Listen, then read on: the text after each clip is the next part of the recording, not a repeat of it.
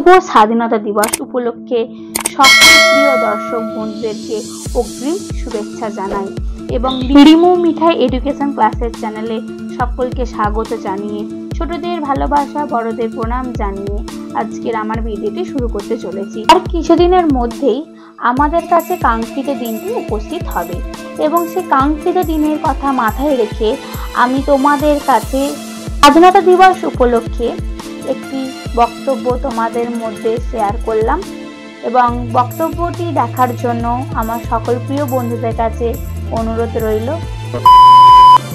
স্বাধীনতা দিবস। প্রিয় বন্ধুরা, স্বাধীনতা দিবস আমাদের দেশের ইতিহাসে অন্যতম গুরুত্বপূর্ণ দিন। প্রতি বছর 15ই আগস্ট আমরা সবাই স্বাধীনতা দিবস হিসাবে পালন করি। ঔপনিবেশিক অত্যাচার থেকে আমাদের মুক্ত করার জন্য দেশের মানুষ তাদের জীবন উৎসর্গ করেছেন বলে আমরা গর্বের সঙ্গে এই দিনটি পালন করি।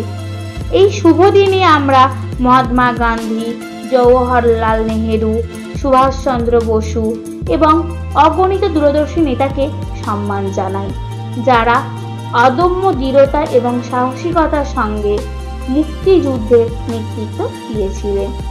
আজ আমাদের দেশ স্বাধীন এবং এর নিজস্ব গণতান্ত্রিক ব্যবস্থা আছে। এর পিছনে রয়েছে আমাদের পূর্বপুরুষদের আত্মত্যাগ। তাদের আত্মত্যাগের কারণেই আমরা এই স্বাধীনতা পেয়েছি। জাতীয় পতাকার প্রতি সম্মান জানিয়ে প্রতিটি ভারতীয়র সৌহার্দ্যপূর্ণভাবে বসবাস করা উচিত, যাতে আমরা আমাদের দেশকে আরো এগিয়ে নিতে পারি। দেশে যাতে বৈষম্যের অবসান হয়, সেজন্য অসহায় ও দরিদ্রদের সাহায্য করার চেষ্টা করা উচিত। যখন আমরা আমাদের স্বাধীনতা দিবস উদযাপন করছি, তখন আমাদের সামনে থাকা চ্যালেঞ্জগুলি সম্পর্কেও সচেতন হওয়া উচিত। সামাজিক বৈষম্য, দারিদ্র্য ও নিরক্ষরতা দূর করতে আমাদের কাজ করা উচিত।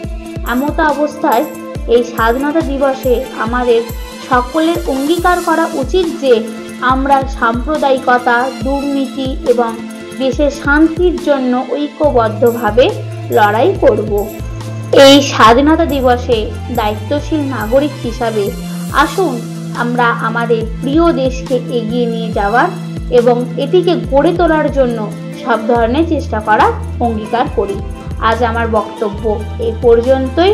তো আমার এই ছোট্ট বক্তব্যটি যদি আমার প্রিয় দর্শক বন্ধুদের ভালো লেগে থাকে, তাহলে অতি অবশ্যই লাইক, কমেন্ট এবং শেয়ার করবেন এবং প্রতিদিনের নিত্য নতুন ভিডিও আপলোড পেতে চ্যানেলটিকে সাবস্ক্রাইব করতে কেউ ভুলবেন না এবং পাশে থাকা বেল আইকনটি অন করে দেবেন।